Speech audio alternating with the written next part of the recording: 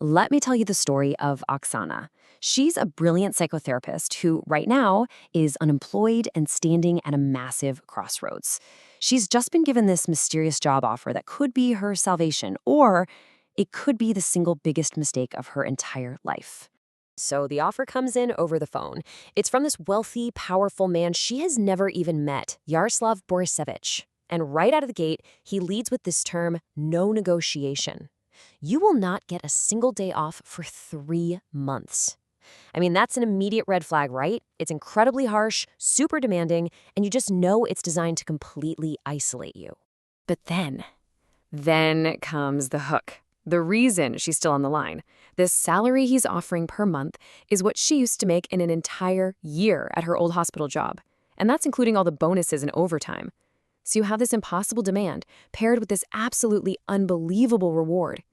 This is the choice she's facing. So who is this woman really? And why on earth would she even think about taking on such a bizarre, risky deal? Well, to get that, you really have to understand Oksana. This right here is the central conflict of her life. You look at her on paper and she's an absolute star, top of her class, prestigious red diploma, a total genius. But her reality? It couldn't be more different. She's unemployed, basically blacklisted, and deeply traumatized from workplace harassment. There's this huge, tragic gap between who she's supposed to be and where she is.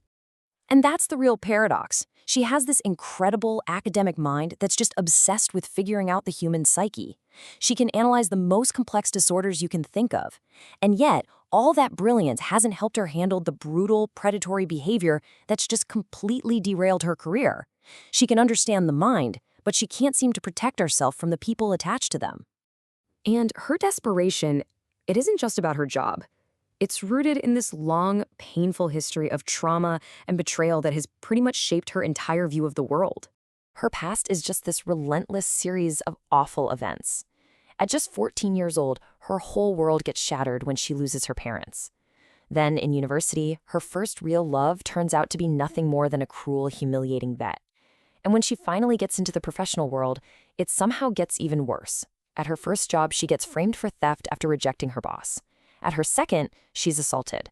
You can see how each of these events has just pushed her further and further into isolation and mistrust. And we're not talking about subtle harassment here. These are the actual words one of her old superiors said to her. It's blunt, it's threatening, and there's just no room for misunderstanding.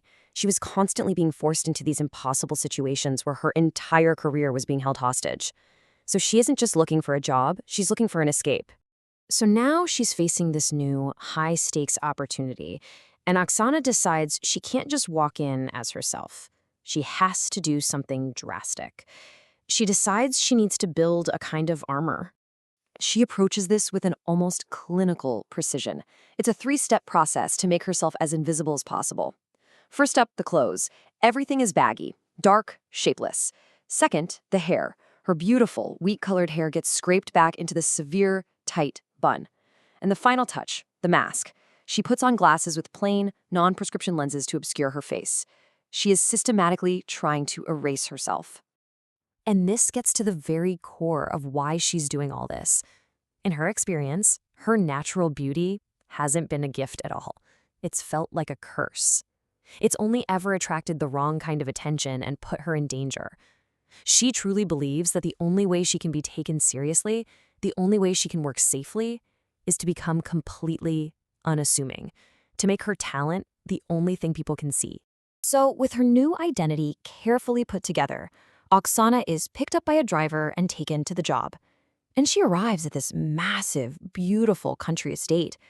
I mean, it's a world away from anything she's ever known. But a whole new set of rules and challenges are waiting for her there.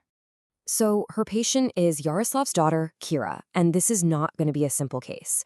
She has Asperger's syndrome, which makes social connection and communication incredibly difficult. And on top of that, she's battling a severe, life-threatening autoimmune blood disorder. Oksana's job is to provide 24/7 psychotherapeutic care for someone living in a very narrow, very fragile world. And she's not going to be alone. The estate is its own little self-contained ecosystem.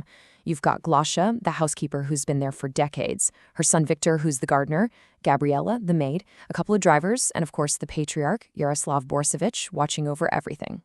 Oksana has just stepped into a very closed, very established little world.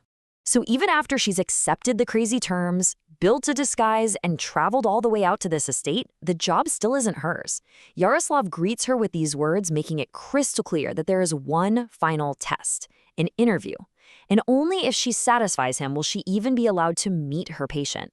The pressure is just immense. Which really brings us to the big question here. This job offers her financial freedom, a chance to finally do the work she loves, far away from all the men who tormented her. But with these extreme conditions, the total isolation, and the constant watch of a powerful patriarch, has she actually found a safe haven? Or has she just traded one kind of prison for another, much more luxurious one?